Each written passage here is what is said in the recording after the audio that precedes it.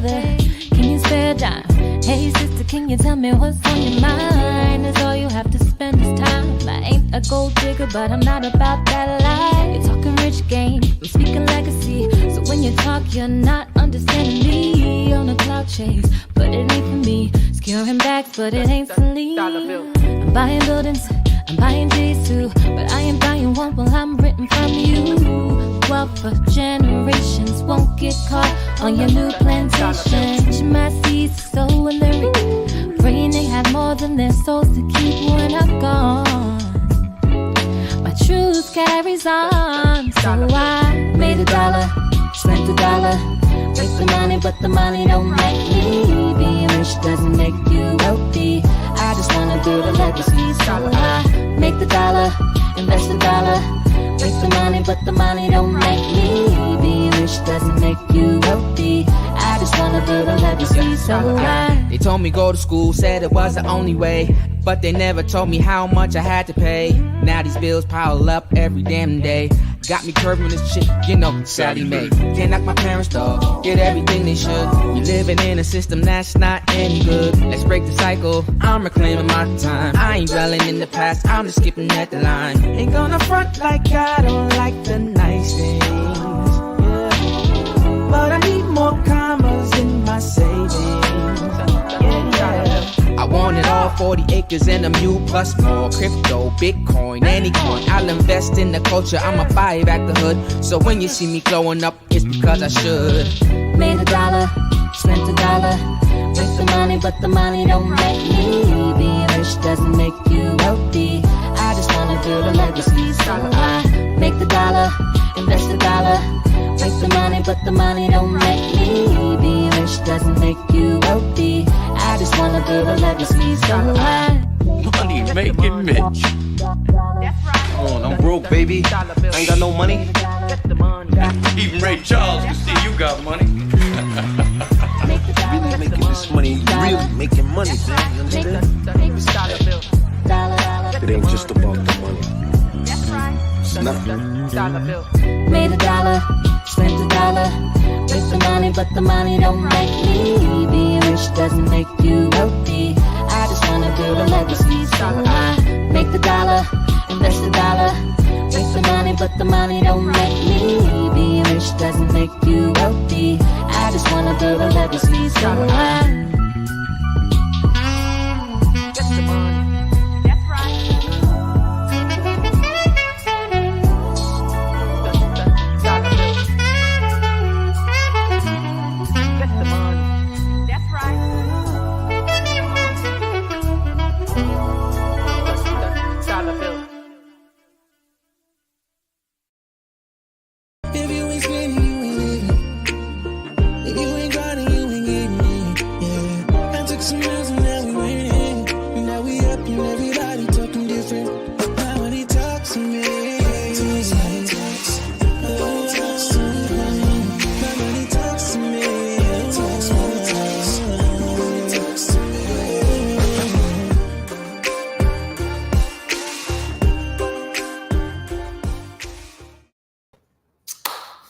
What's up, everybody? What's going on? What's going on? We are back. We are back with our Let's Talk Money series. Man, I missed y'all. I mean, last time we did this was June. We've been in on some hiatus. We wanted to make sure we paused, allow people to spend time with each other. It's our first summer, really like our first real summer since the pandemic. And so I know people have been turned up, man. And so I hope y'all had a really good time, whether you're watching on a replay or you're tuning in live. Just post in the comments, man. Just say we here. Let me know where you're from, who you are. I want to keep jots of it. But look, guys, we are super pumped. We are super pumped. When we started this program of Let's Talk Money earlier this year, this was kind of built on the feedback that we got from everybody last year. We did a survey with folks who joined our community and also took our courses. And he said, hey, like, what do we want more from Mwenge Investments? And what people said is like, we need more valuable content on a more consistent basis. Like, that's what we want. We want valuable content on more consistent basis. And so if you've been following me, you notice your boy's been really stepping up his content creation. Like I've been posting often. Like we've been here. Like, you know what I'm saying? And so one of the things that we really wanted to do was lean in on this idea of let's talk money, and we wanted to focus every single month on a different topic. And so we came heavy talking about how to get your credit right. In January and February, we spoke about the Black Wall Street. So we talked about Tales from Greenwood. We talked a lot about how we can kind of get that back again. March, we talked about women. April, we talked about business acquisition. We've been giving y'all some straight heat. In May, June, I think we talked about business credit, which is a different philosophy. So we've been bringing stuff, and then we had our financial freedom series where we just really went in and we had some guest speakers kind of come and talk to us, man. And so we've been having a blast giving you guys some content. So if you don't follow us, guys, check our page, Mwage Investments. Also my personal page, I post. Go to our YouTube. We drop gems every single week often. Another thing I wanted to highlight is 2 cents. 2 cents has been, in addition to the monthly cadence and the monthly interaction, we've been providing weekly content around different topics of wealth protection, different topics on how to get out of debt, how to become intelligent owners, and how to operate and live a life of purpose. And so we've been really leaning in on these options. So I want you guys to continue to follow along. I promised y'all we were going to give you guys some heat. I promised y'all we were going to give y'all some heat. More stuff to come in the new year. And so I hope y'all have been enjoying it. But if there's anything that I'm really, really, really pumped up about, anything that I'm really, really excited about, and y'all know this, I love talking about this with my people, man, is what we put in to this Financial Legacy Conference. 2 cents, great. Like what we've been doing in our reels, great. But the stops we put in to make the Financial Legacy Conference, I promise you, if you are in the New York metro area or if you are close to it, this is going to be a game-changing experience. There's no hype. Like this ain't nothing. This. I'm not like over-exaggerating this thing. Guys, we've been pouring into this. And when I say pouring, it's really in 2 ways. Number one is we made the investment to get the best people to come. Like we made the investment to get the best people to come. But number 2, man, we've been praying. Like my team has been praying and fasting because I believe God wants to do a breakthrough for people financially. Like we're not fighting against flesh. See, y'all thought y'all was fighting against your boss. Y'all thought y'all was fighting against the grind. We're not fighting against the flesh. We're fighting against higher principalities. And I realized if we're going to break the strongholds of financial slavery, it's not going to just be behaviors only. It's not going to just be natural strength. We're going to have to call them the supernatural. And so we've been really, really praying. And just to give you guys some insight, one of the people is actually going to be a guest speaker tonight on September 30th, Friday night. And I want to be open and transparent. On Friday night, we have our keynote speaker, Myron Edmonds, and we have a straight worship. And we're going to unpack this thing called legacy. Notice, like when we talk about Financial Legacy Conference, we're putting into context not just finances, we're putting into context legacy. Legacy. Not what you're just leaving behind, but what you're living. Legacy. And so, if you're in the New York metro area, NJCU, West Side Theater, Google the physical address, but I need y'all to tap in, be there 7 sharp.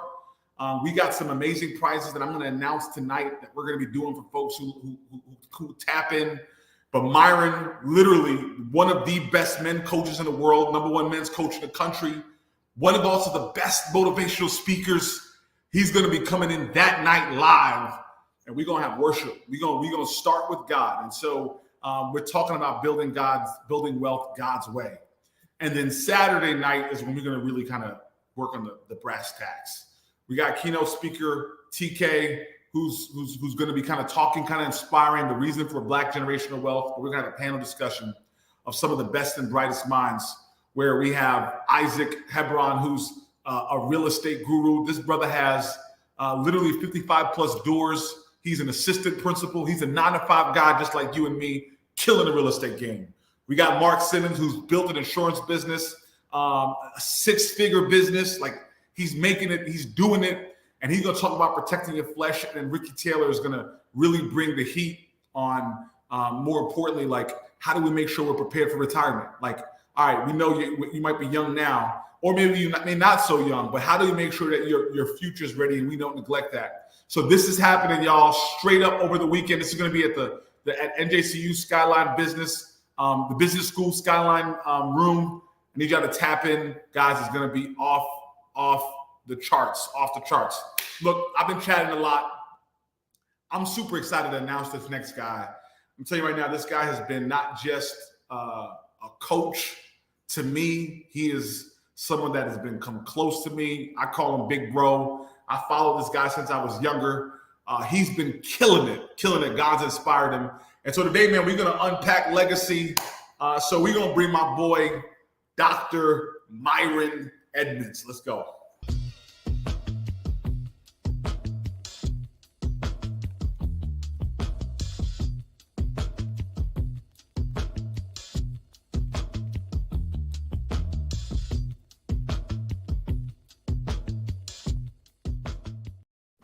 Yes, sir. We here. I'm here, brother. Let's go. Let's talk money. Let's talk money. Woo! My brother from a different mother. What's the word, man? How you feeling, Doc? Bro, I gotta tell you, man, I just got finished visiting with a church member, a senior member, and man, basically the entire conversation was her being frustrated about how her kids were using her for money. And these are grown men.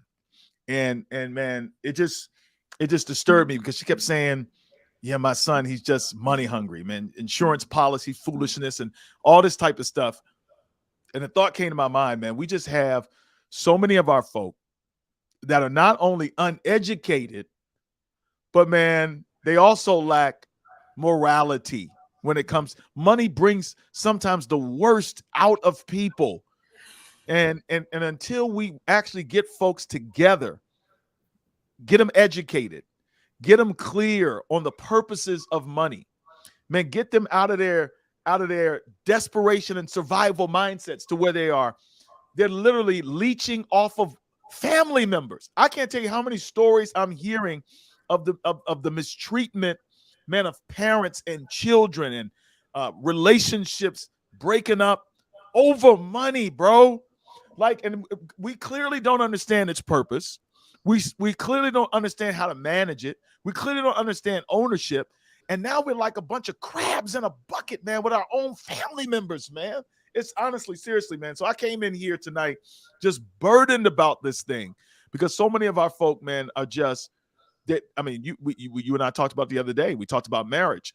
But what we don't see is we see the statistics on marriage, but what we don't see is we don't see, are there numbers and statistics for how many family relationships have been wrecked over money? Yeah. How many kids are disconnected from parents and parents from kids and aunts and uncles and just shady stuff going on because we stay in survival mode?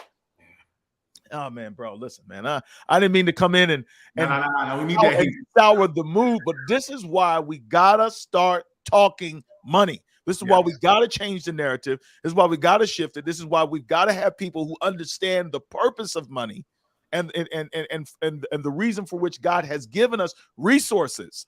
Because a lot of our folk don't understand resources, man. They don't understand what to do with it, and it's me all the time.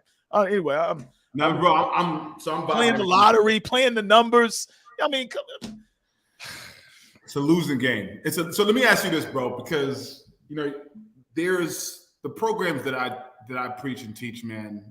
I believe they're unique and different because the focus is not solely on how to make you rich. Yeah. Like, there's a lot of stuff out here that's like, yo, man, join my program. You're going to be a real estate, blah, blah, blah, make millions. Everything we've been talking about has been purpose. Like we double click on legacy, like financial legacy, and putting it all into perspective. And the mission's clear, man. We want to create a generation of Black millionaires operating in purpose. Yeah. Now, there's some folks, Doc. I mean, I know you're popular that may not know you. I tout you as the #1 men's coach in the world, in my opinion, man. But just if you could just just let the folks know who you are, man, what God's called you to do, your passion, and then I really want to spend time today just unpacking this thing called legacy, man.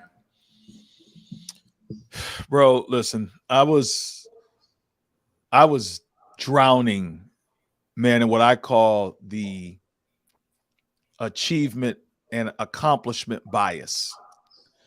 I was caught up in the rat race of the insecurity of being a man in America who only saw his value based upon what he had, based upon what his name recognition was, based upon what his accomplishments were. And so in turn, I had what I call an accomplishment bias. I was so much of a hyperachiever that I started sacrificing my spiritual life. I started sacrificing my marriage. I started sacrificing me as a parent. I started sacrificing all of the things that mattered the most to me on account of trying to get value out of having status, recognition, significance. All of those things were driving me. And then I discovered, man, that there's a whole lot of brothers that's just like me. You know what I'm saying? And this has been my mission, man, to build a generation of men who win in the things that matter. I was winning, but I wasn't winning in what mattered. And I don't even know if you could define as winning. I had accomplished a level of success, but my wife literally said to me, she was like, dude, you are Clark Kent at home and Superman out there. And man, that image is just like, you know, Clark Kent wasn't no slouch, bro. Clark Kent wasn't no slouch. He was the man, you know, at the newspapers. You know, he was always getting the stories. You know, Lois Lane was feeling him, but she ended up sticking with Superman. Lois Superman. He was feeling her. She wasn't feeling him. Yeah, but what Clark Kent wasn't good enough. Clark Kent was not Superman. And I think what my wife was saying in so many words was spot on to what I was doing. I was giving the best of myself to everything except the things that mattered the most. And I thought that was the way towards success, when in reality, that was the way towards my own detriment and my own destruction, being addicted to pornography, addicted to approval addiction, a workaholic, you know, just neglect, and really in my own echo chamber, not even hearing my wife. Years, some brothers can relate to that, just years of not even getting it, right? You know, just walking down the street with toilet tissue on your shoe and you don't see it. You know what I'm saying? Yeah. It's like the emperor with no clothes on. I had no idea. And finally, man, God got through to me through my wife and helped me to realize there were so many areas that I was neglecting: my soul, my mind, my spirit. And I'll tell you this, the money thing was huge, because the money thing wasn't about the money. How many times did I let my wife down by being broke? How many times I let my wife down by not paying bills on time? How many times I left my wife down by not actually saving money, spending money, buying cars that I didn't need, buying clothes that I didn't need? All of these things putting our family in a tough position. It was never about the money, because my wife is not money hungry, but it was about me. The way I handled money showed that I did not care about the family. It was selfishness on my part. Had to have the nice car, had to have the dope clothes, had to have these things, or just my lack of attention to the details of saying this stuff is important. What plans have we made for our kids? What plans have we made for retirement? What plans have we made to really serve and give? Now, here's one thing I didn't do. Man, because I wanted to do well on my job, we were given 25% to the church. Let me just say this, bro. I ain't saying nothing was wrong with tithing and giving offering. I highly encourage that. I believe in generosity. I believe your offering should be greater than your tithe, because your offering represents your love, relationship with God. Tithe is not even yours, so you didn't give that. you didn't even do nothing. You return what was already His. Offering is where we demonstrate worship. Offering is where we demonstrate love. So I was already on that principle. I had a great mentor who principled and who taught me the principles of stewardship in terms of giving. But what I did not get was the principles of what to do with the 90, what to do with the 75. I didn't know what to do with that. And I thought as long as I did that, I was good. And man, honestly, I worshiped God through that giving, but worshiping God through that giving did not make me wealthy. Yeah. It didn't get me out of debt. It didn't fix my marriage issues. It didn't fix any of that, because, listen, you can be spiritual and still be ignorant. I was spiritual in that I was giving from a good place, but I was ignorant in that I was not managing the rest of my resources well. No concept of legacy, no concept of ownership. I mean, buying cars before I had a house. Yeah. So and guys, just so y'all know, Dr. Myron Edmonds is also a pastor. So you could imagine and I don't think pastors are having these conversations enough with the body of faith. Like, we've been conditioned, at least me personally, we've been conditioned to give out of guilt. When even we know God he's not looking. Have you ever like tried to get something from someone who relentlessly or was resentful in giving it to you? That there's no fun in that. And so we've created a culture of people giving out of resent, because we're almost telling them you got to pick between paying your bills and paying your 15% or 20% or whatever the case is. And so I love that we put stewardship back to where it rightfully belongs. But you brought up a good word, legacy. Man, I hear that word thrown around so many times, Doc. Like, people use it in rap. Like, I would love, from your point of view, especially in the context of what you do with men, can you define what legacy really is and make it practical for the average person just kind of watching this? Yeah, so the term legacy actually comes from a Latin term, which really means, in so many words, it means to transfer. It comes from the idea of inheritance. It's giving something, it's bequeathing something. And God hit me with something, man. And I don't know if this is where you're pushing me to, but I was just like, man, I can't give anything later if I'm not living the way that I want to be able to. If I'm not living today based upon what I want to do tomorrow, then I'm already creating a legacy. You know what I'm saying? It's like some folks are talking about, I'm going to leave a legacy. No, you're leaving a legacy right now. If I died right now, I would have left a legacy. Whether I died or not, I'm still leaving a legacy. A legacy is simply an impact. I want all of our listeners to understand what I'm saying. What is legacy? Legacy is influence. It's impact. It is the relationship of how people experience you in the world. And so my thing has been always, we don't need to leave a legacy. That's faulty thinking. You have helped me to understand in very practical ways, I need to be living a legacy, meaning that my mindset should not be driven so much by what I will do later, but what I need to be doing now, because the legacy I'm leaving is the legacy I'm living. Oh, y'all, they didn't catch that. They didn't catch that. I didn't catch that. That was good. They didn't even pay for that. That was the legacy I'm leaving is the one I'm living. And people always associate legacy with positivity. Well, nah, there's a lot of people leaving a legacy of dysfunction, a legacy of poverty, a legacy of trauma, a legacy of generational cycles. And so how did they leave that? They left it based on how they were living. And all of this came to me as I was doing all these funerals as a pastor. And it occurred to me that nobody in the end of their lives leaves anything that's different than the way they live their lives. You can't leave something that you haven't been living and preparing for. And so for me, I think we need to stop thinking about future legacy, and we need to start thinking about the moment right now. It's funny because the scriptures literally say, take no thought for tomorrow. And for planners, that drives them crazy. But what God is literally saying, he's giving us the blueprint on how to take thought, how to really be concerned about tomorrow. The way to be concerned about tomorrow is to be concerned about today.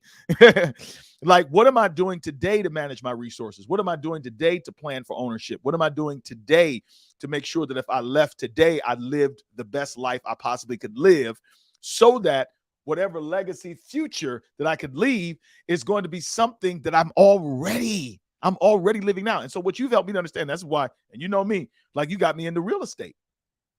Bro, that's why I'm so impatient is not the word. Urgency. It's urgency for me. It's urgency for me. I don't have no more time to waste. I don't have no more years to waste in consumption. It's time now for ownership. And so whatever I've got to do today to make sure that tomorrow my kids are in a better position, My kids are not having the same struggles I had. My kids have the mindset that we're discussing. That needs to happen now. And a lot of people are talking legacy. They talking about stuff they planning on doing. I'm not planning on doing it. I'm doing it right now. And then as I do it now, it's going to be covered later. Yes, sir. So let me just double click into that, Myron. So look, there are a lot of folks, honestly, it's hard to actually step outside and think about it, man. When you know how it is, some people really just in survival mode. Like how do you get that mindset when you got baggage that you've already been dealing with, right? From what you inherited, whether it's your family, whatever situation, you got your own situations you're getting.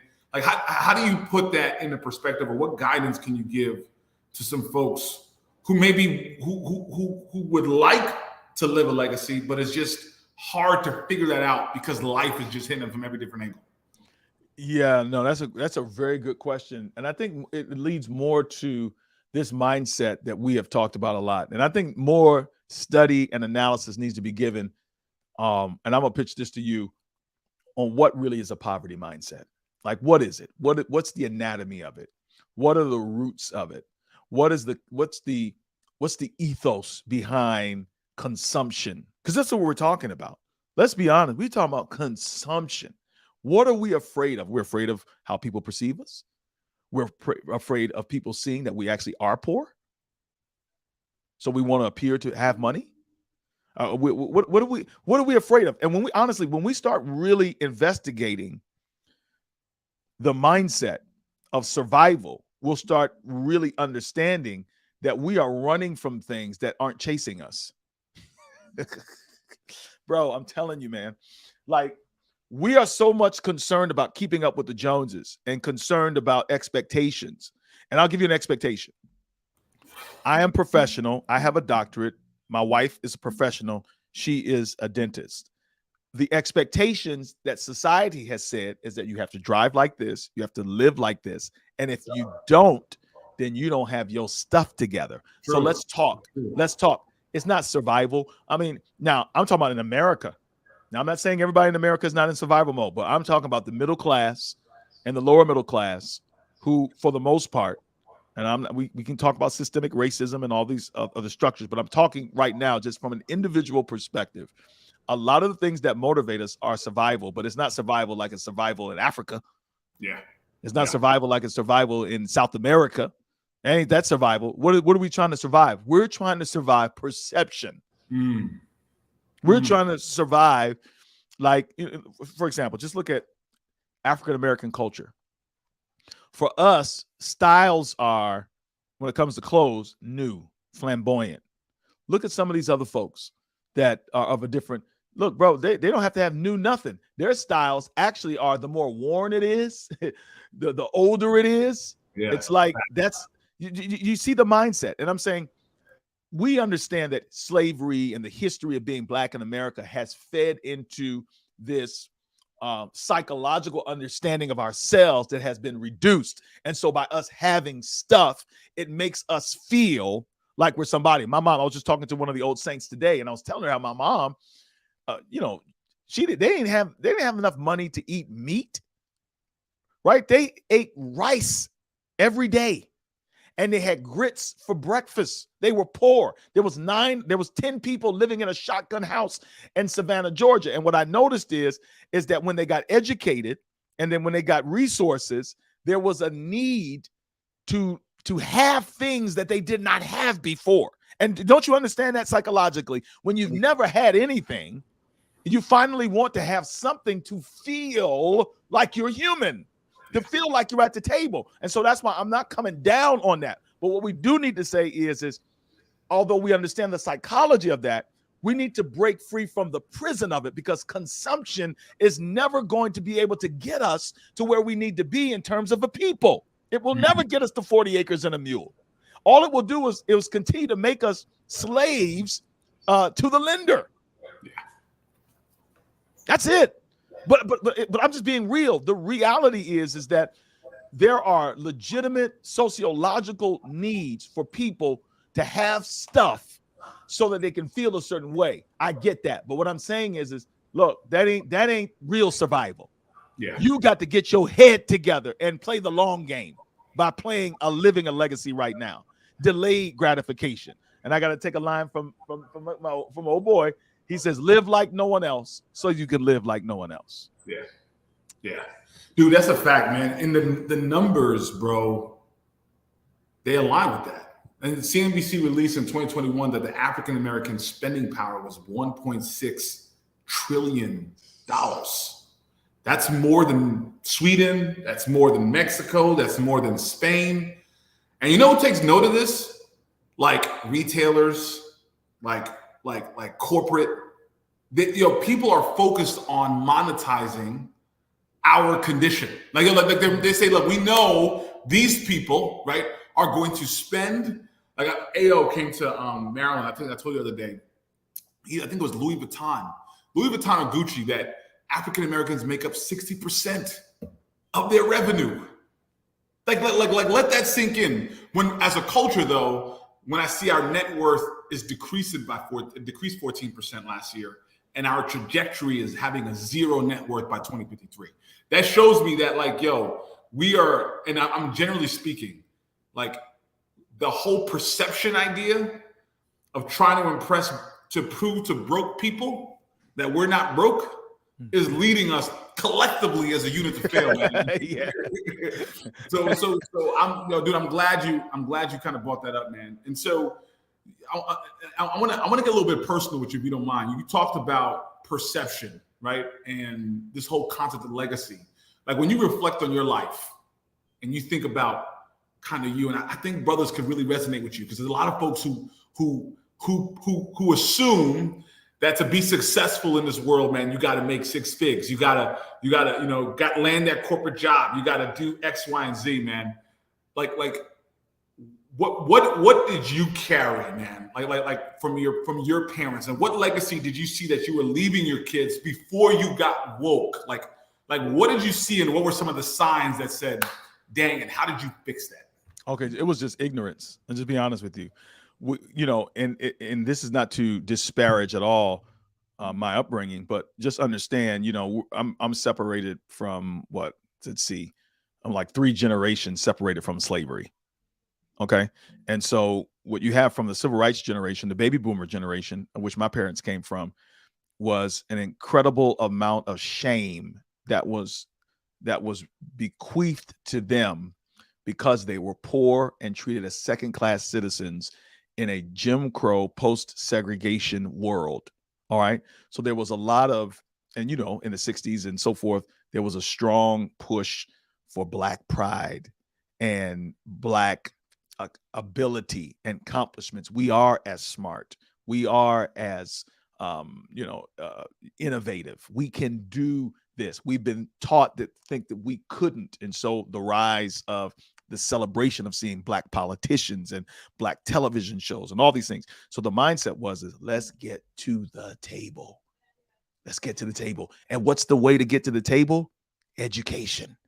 Get educated. What we didn't know was that a system was being built that entire time to enslave us some more to an educational system, right? That has value, but they basically put a tax on it called student loan debt that made us indebted to them for the rest of our lives. So we felt good as long as we're educated. If I'm educated and I get a nice house and I get a nice car. So the mindset shifted to acquisition. Acquisition says I'm at the table. I can have what they can have. I can go where they can go. I can drive what they can drive. And I'm not even worse than them. What you have taught me and helped me to discover is that's not the destination. The destination is not the acquisition of things and accomplishments and degrees and at the table. The goal is to create your own table. To create a table.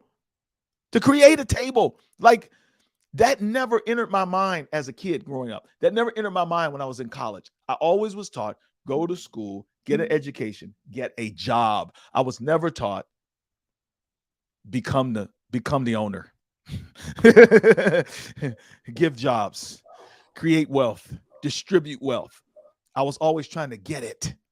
Consumerism is what I came up with. And praise God, I don't know you agree with this. The generations are shifting. The information is available. It's on TikTok, Instagram. People are starting to think differently. Here's what I think they're missing, Joseph. And I know you didn't ask me this, but I want to shift it here because I only got a few minutes left. But I got to go to a prayer meeting.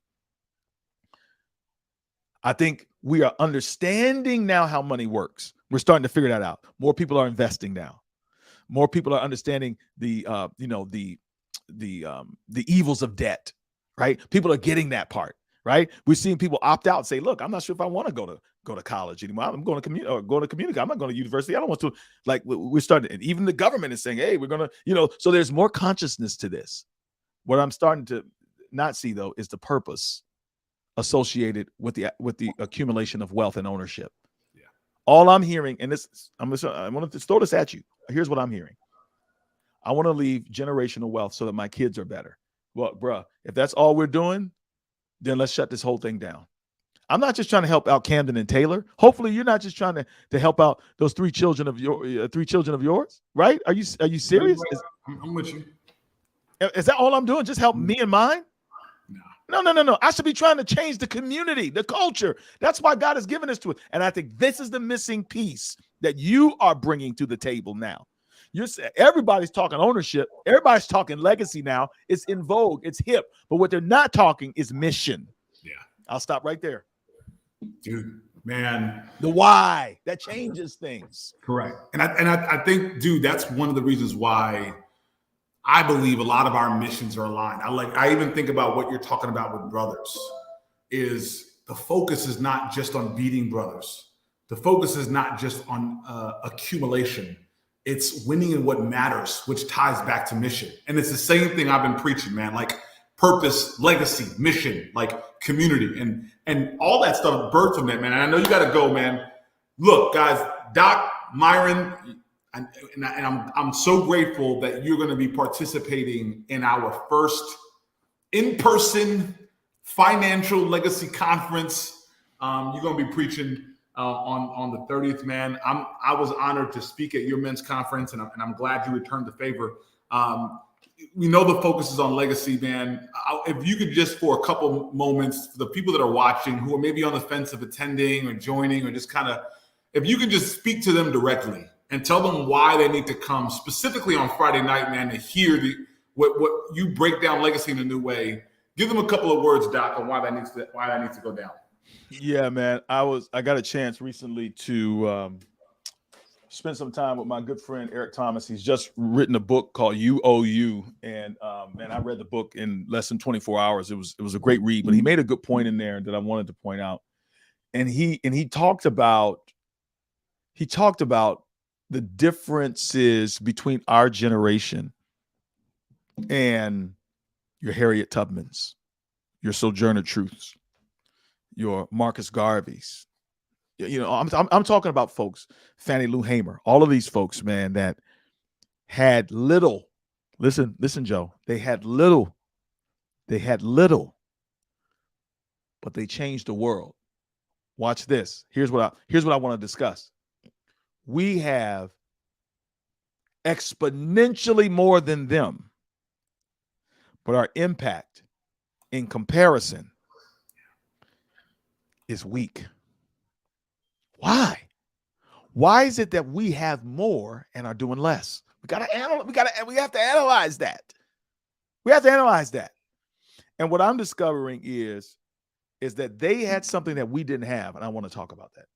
They have something that we didn't have. They had something that we didn't have, and that's what I'm going to break off on Friday night. I want everybody to understand the real leveraging tipping point, moving. I'm talking about the thing that moves to action. There's something you got to dig in history.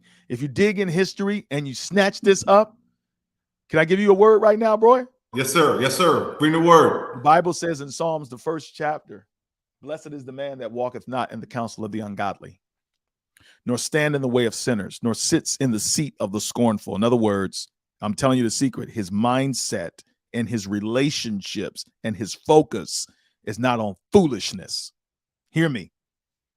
Evil, iniquity, foolishness. He has He's got a righteous mind. And then he says, his delight is in the law of the Lord. And in his law doth he meditate day and night. And watch this. Here it goes.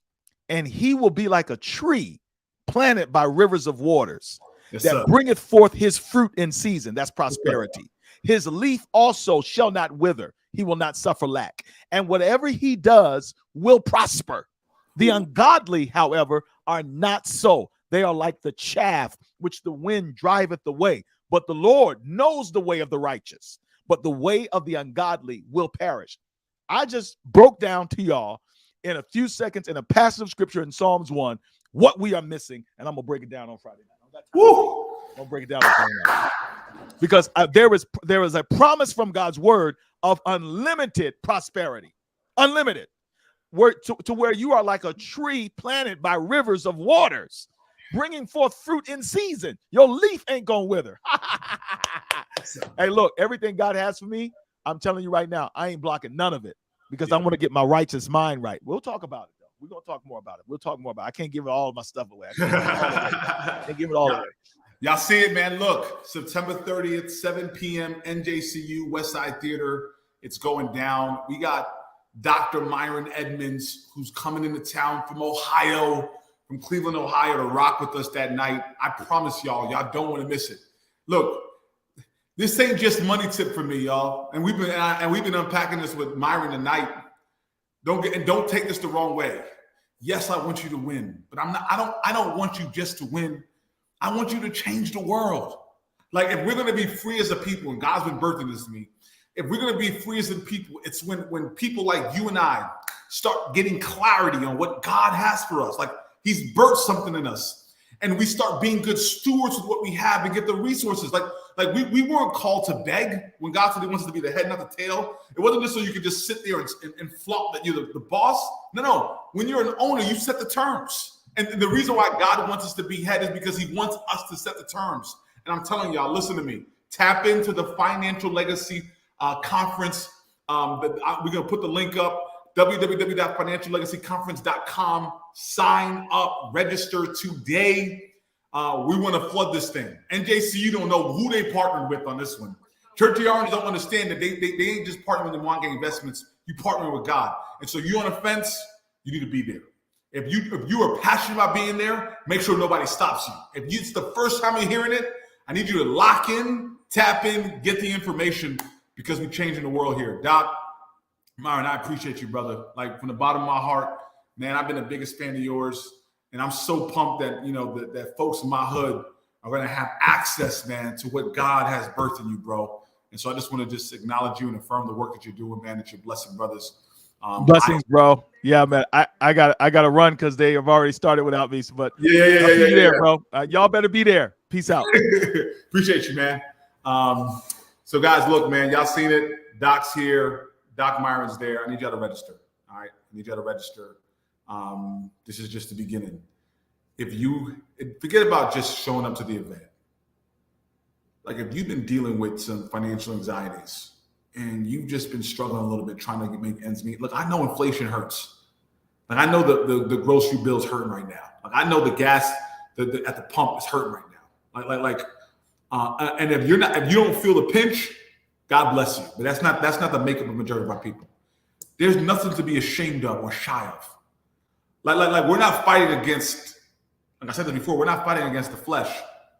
Like, we're fighting against higher principalities. And so it's my desire that this weekend we don't just deal and give you the information how to win with money, but we're looking to fight some spiritual strongholds, and we're hoping our people get financial breakthrough. And I don't know if that's what your desire is, but I'm telling you right now, man, there are spiritual components to this. I'm helping our people operate in mission and purpose.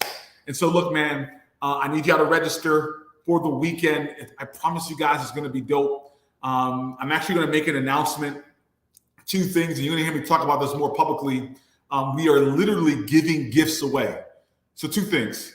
Number 1, this event is at no cost to you. Let me be clear. It's not free. It's not free. To put this event, it costs thousands and thousands of dollars. But me and the university have fronted the bill because I said I wanted to make sure that there was no barriers stopping you from getting this freedom. No barriers stopping you from getting this freedom. So I'm taking on the bill. Please do not let me care more about your legacy than you care about your own legacy. All you got to do is just show up. All right? That's number one. Number two, the sweeten the pot.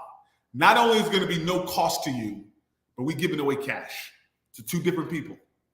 If you are the first one there for each event, so Friday night, if you're the first one there, we're going to be giving away $100 cash. Now, I don't like, to me, that's clutch. First person there, $100 cash. If you also, the second person, whoever brings the most guests, $100 cash. So we're going to be giving away $400 in cash prizes. And we're also going to be giving additional $500 worth of other resources with our financial legacy cohort. So guys, I love y'all. I appreciate y'all. Thank y'all for tapping into me with me today. Do me a favor, register, share this, post it, do what you got to do. But next weekend, I need y'all there. Friday night, we having worship with Dr. Myron Edmonds. And on Saturday, we breaking all this stuff down. So then, I'm going to see y'all, man. God bless y'all. And I look forward to seeing y'all next weekend. A year ago, we started a movement and we launched our first financial legacy conference. And believe it, we had to run it back. And this time we're partnering with NJCU to bring it in person to my hometown, Jersey City. Have you ever wanted to become a landlord? Do you know what it takes to become an investor into real estate? At the Financial Legacy Conference, you can get all your real estate questions answered by me, Investor Ike. What's going on, everybody? It's your boy, Mark. We're going to be talking about life insurance, protecting your flesh. We're going to be also talking about how to scale a life insurance business. It's no longer going to be a taboo to talk about life insurance. We're making life insurance sexy. We're covering topics on personal credit, business funding. If you're a small business owner, this is the place you want to be. What we want you guys to do is log in, man. Make sure you log in, tap in. These brothers going to be talking some game this weekend. Go to financiallegacyconference.com and register. We got prizes, but more importantly, we're going to be giving y'all games on how to win with money and build generational wealth God's way. Turn your entrepreneur dream into a reality. You guys don't want to miss it. So make sure you're there, man. I'm going to see y'all the first weekend in October.